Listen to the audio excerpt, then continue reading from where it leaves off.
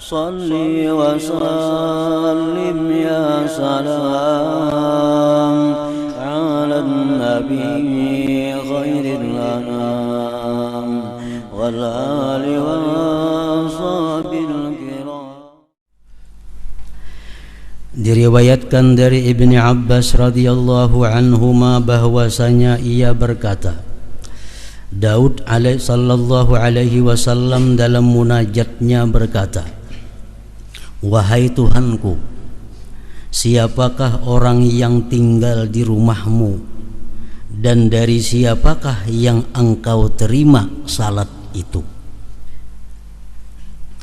Lalu Allah mewahyukan kepadanya Nabi Daud, hai Daud, yang tinggal di rumahku dan yang aku terima salatnya hanyalah orang yang merendahkan diri kepada keagunganku.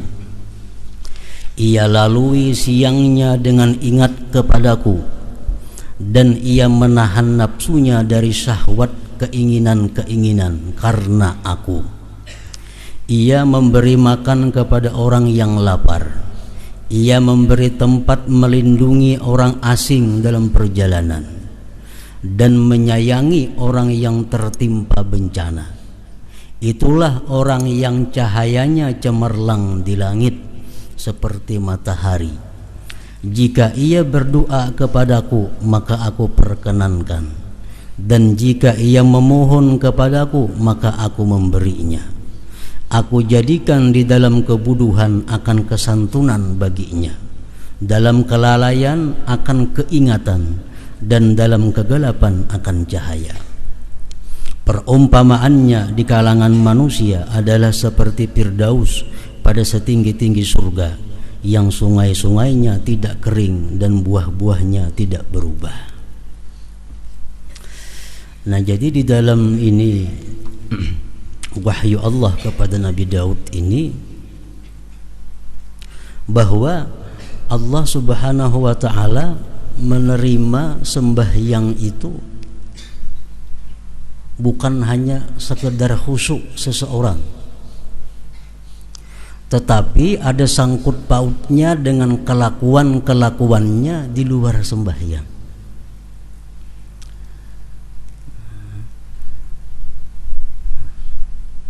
Disimpulkan di situ bahwa Allah menerima sembahyang seseorang apabila orang tersebut punya akhlak. Pertama, tawadhu.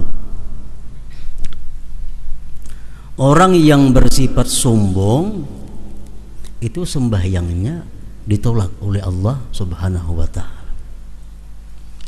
Orang yang bersifat sombong, kalau inya kada bertobat sebelum sembahyang, sembahyangnya ditolak oleh Allah. Yang kedua, banyak berzikir kepada Allah. Allah menerima sembahyang orang yang di luar sembahyangnya itu banyak zikir. Sebabnya apa? Dengan banyak zikir di luar sembahyang itu memudahkan dia untuk khusyuk kepada Allah. Karena sembahyang ini laksana sakaratul maut. Sembahyang itu laksana sakaratul maut. Sakaratul maut itu manusia hanya mengingat sesuatu yang sering diingatnya waktu dia sehat. Nah, sama sembahyang, dalam sembahyang itu dia akan ingat sesuatu yang sering dia ingat di luar sembahyang. Kalau di luar sembahyang inya banyak zikrullah, dalam sembahyangnya dia akan dapat khusyuk. Kalau di luar sembahyangnya dia banyak ingat hal-hal yang bersifat duniawi, dalam sembahyangnya pun dia akan ingat hal-hal yang bersifat dunia. Nah, jadi Allah menerima sembahyang orang yang banyak zikir kepadanya.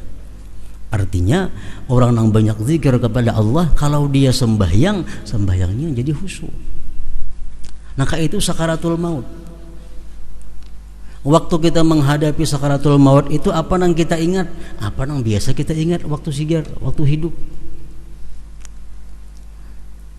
Kita keingatan kebun, keingatan ternak, keingatan tanaman kita, pehumaan kita.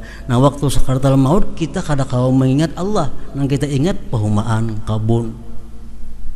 Karena sakaratul maut itu adalah cermin daripada apa yang telah lalu dalam kehidupan kita. Nah sama sembahyang macam itu juga.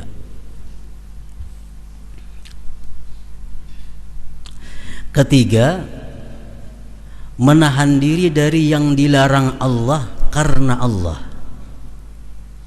Allah menerima sembahyang orang yang mampu menahan diri dari yang dilarang Allah karena Allah.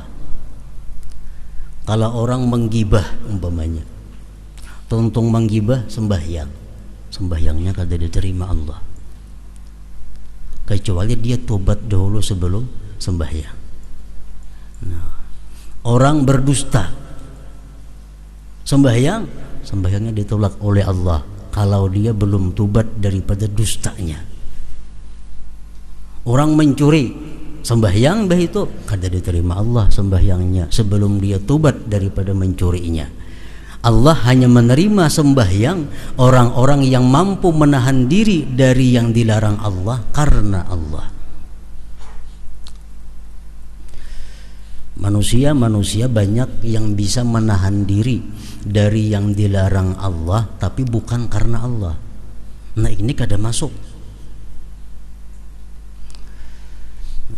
Amun aku melakukan maksiat ini, mun aku melakukan ini, aku bisa dipecat orang. Nah ini kada karena Allah. Amun aku melakukan ini, aku akan jatuh martabatku di sisi manusia. Itu bukan karena Allah. Yang dimaksud ini adalah Allah menerima sembahyangnya orang yang mampu menahan diri dari yang dilarang Allah karena Allah. Yang keempat, Allah menerima sembahyangnya orang-orang yang suka membantu fakir miskin.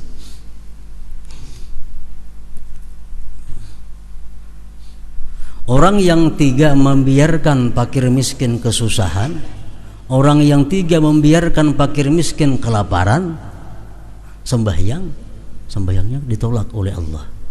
Karena Allah menerima sembahyang orang yang suka membantu fakir miskin. Kelima, memberi tempat kepada orang yang dalam perjalanan. Orang dalam perjalanan, Ibnu Sabil ngarannya, ini sangat diperhatikan oleh Allah. Dalam Quran beberapa kali disebut Ibnu Sabil, orang yang terhenti dalam perjalanan karena kada cukup ongkos untuk meneruskan. Nah, itu adalah satu kewajiban daripada kampung itu untuk bertuturuk supaya ingin sampai ke perjalanannya. Nah kalau kita membiarkan orang yang putus perjalanan itu kada kita bantu, Allah kada menerima sembahyang kita. Yang keenam, orang yang mengasihi atau membantu orang yang kena musibah. Jadi sembahyang kita diterima oleh Allah apabila kita di luar sembahyang berakhlak, berkelakuan 6 perkara tadi.